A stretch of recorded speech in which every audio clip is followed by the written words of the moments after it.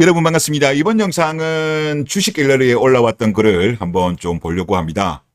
필리핀 FM과 한국 FM에 대한 비교인데 한국 FM에 대해서는 그냥 넘어갈게요. 그리고 필리핀 FM에 대해서는 개드립이라는 남초 커뮤니티에 올라왔던 글을 올리셨더라고요. 글 내용 한번 보겠습니다. 필리핀에 사는 형이다. 요즘 개드립에 FM에 대한 글들이 많은데 한국의 FM주의자들은 우리가 어느 정도 파악하고 있는 것 같으니 다른 나라의 FM주의자들은 어떤지 적어보마. 일단 내가 살고 있는 필리핀 기준으로 적어볼게. 그제 와이프랑 맥주를 한잔하다가 한국 FM에 대해서 얘기가 나왔는데 와이프가 한마디 하더라. 필리핀 여성들이야말로 진정한 FM주의자라고. 우선 필리핀은 여성의 파워가 막강한 나라다. 그 이유는 필리핀에 있는 하이트 컬러 직종 대부분이 여성을 필요로 하는 직장들이 많고 남자는 일 자체가 없어서 집에서 놀고 먹는 애들이 많아. 그래서 보통 중산층 혹은 그 이하의 가정들은 여성이 가장인 경우가 대부분이다. 그리고 대부분의 여성들이 자기가 할 수 있는 것들은 남한테 기대지 않고 스스로 한다. 이제 이렇게 적어주셨는데 제가 챗GPT한테 이 올린 글을 맞는지를 좀 교차 검증을 제가 해달라고 했습니다. 그래서 챗GPT의 답변인데요. 직업 같은 경우는 필리핀의 하이트 컬러 직종에는 여성들이 많이 진출해 있습니다. 은행, 교육, 서비스, 여성의 비율이 높습니다. 또한 교육 수준이 높은 여성들도 많이 있습니다. 글 쓴 분 말씀하신 게 맞는 거죠. 그리고 가족 구조에 대해서는 많은 필리핀 가정에서 여성이 가장의 역할을 하는 경우가 있습니다. 이는 남성이 일자리를 구하기 어려운 경우나 해외로 나가서 일을 하는 경우가 많기 때문입니다. 이 부분도 적으신 글이 맞는 거예요.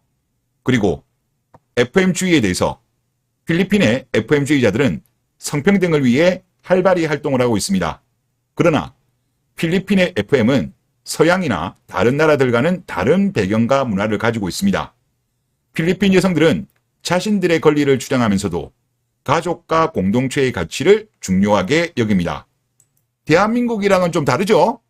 자, 그리고 이어서 이건 와이프 혼자 사다리 타고 올라가서 집 2층까지 페인트 다 칠하고 나서 찍은 사진이다. 집이 뒷마당 별채 포함 150평이 좀 안 되는데 몇 시간에 걸려서 도와달라는 소리 없이 혼자 다 칠했어. 도와달라고 했으면 그냥 안 도와주고 인부 불러다가 칠했을 건데 와이프 명의 집이라 자기가 칠해야 한다고 고집을 부리더니 결국은 다 칠했다. 내 마누라만 이런 게 아니라 다른 정상적인 여성들도 대부분 자기 할 일은 힘들어도 시간이 얼마나 걸리든 해내는 편이야.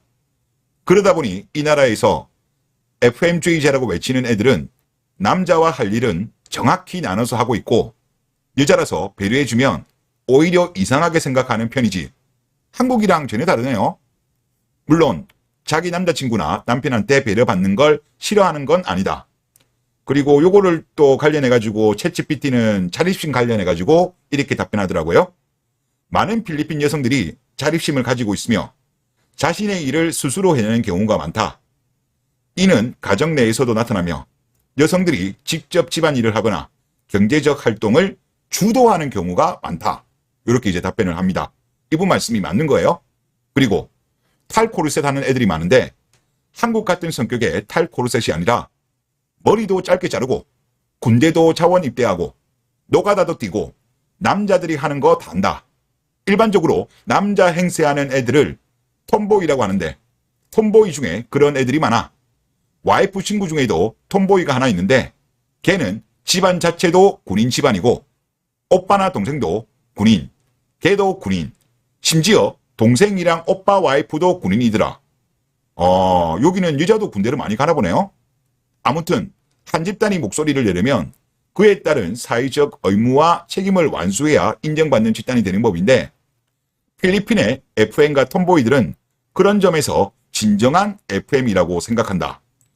그리고 톰보이 문화와 관련되어서 챗GPT의 답변은 이렇습니다.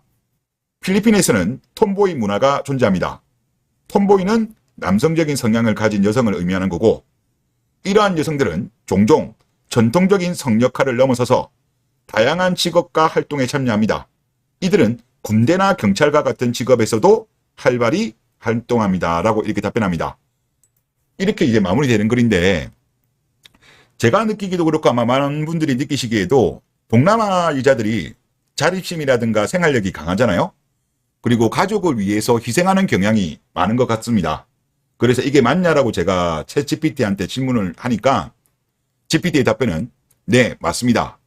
동남아 여성들은 자립심과 생활력이 강하며 가족을 위해 희생하는 경향이 많습니다. 이는 경제적 필요와 문화적 가치, 사회적 역할 등이 복합적으로 작용한 결과입니다. 즉 문화에 큰 영향을 받았다는 거죠. 그러니까 제가 느끼기엔 그래요. 한국 남자들의 특징이 뭡니까? 성실하고 책임감이 강하고 가족을 위해서 희생해야 한다라고 생각을 디폴트 값으로 가지고 있죠. 그리고 동남아 여자들 같은 경우도 자립심 강하고 생활력이 강하고 가족을 위해서 희생하는 것을 당연하다고 생각을 합니다. 반면 젊은 케이녀들은 어떻습니까? 어릴 때부터 오냐 공주처럼 컸죠. 그러면 자립심과 생활력이 약해지죠. 자립심이라는 게 스스로 일어나는 거잖아요. 그러면 자립심이 낮다라는 거는 남에게 의존을 많이 하겠죠. 그러면 남에게 의존을 많이 한다는 거는 결혼할 때 사랑보다는 조건을 중시한다는 거죠.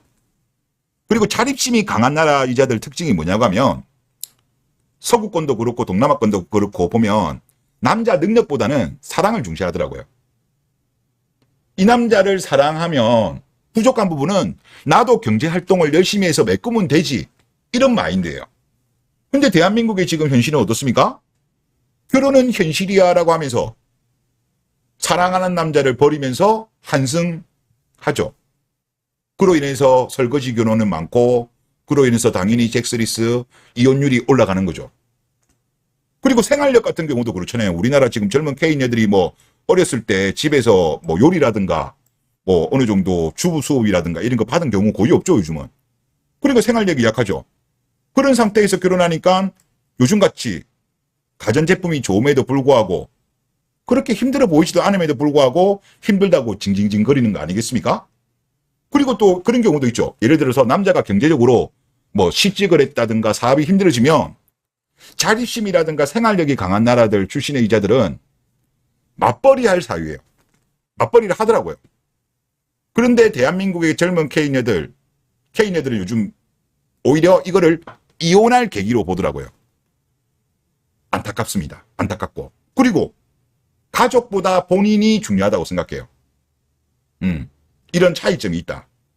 기타 나라의 이자들도 문화권마다 다소 차이는 있습니다만은 단점만 모은 K녀 같은 케이스는 없어요. 제가 볼 때 단언컨대. 물론 이제 옆나라 중국은 우리랑 좀 비슷한 것 같고.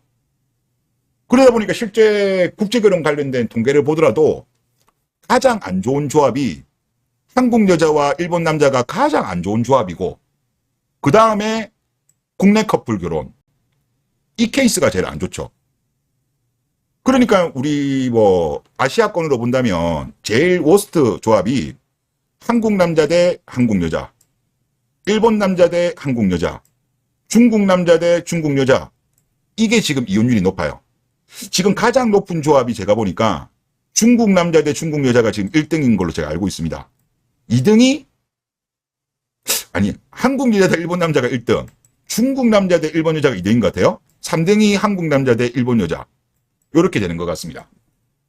그러면 왜 이들이 이혼율이 높을까요? 저는 제가 볼 때 한쪽은 꿀을 빨려고 하고 한쪽만 희생을 강요하기 때문에 이런 일이 발생한다고 보여요. 여러분들도 아시겠지만 부부 생활이라는 게 부부 모두 희생을 해야 돼요. 한쪽만 일방적으로 희생하면 참는 것도 인내가 있잖아요. 언젠가는 폭발하게 됩니다. 하다못해 한쪽이 희생을 함에 있어가지고 상대방이 고마운 마음이라도 있으면 되는데 고맙게 생각 안 하면 이거는 유지가 될 수가 없어요. 그러니까 지금 상대적으로 보면 뭐 한국 남자 대 동남아 여자 케이스들 같은 경우는 이혼율이 낮아요. 20% 전후로 나오잖아요. 한국이랑 따블 난다니까 이혼율로 보면.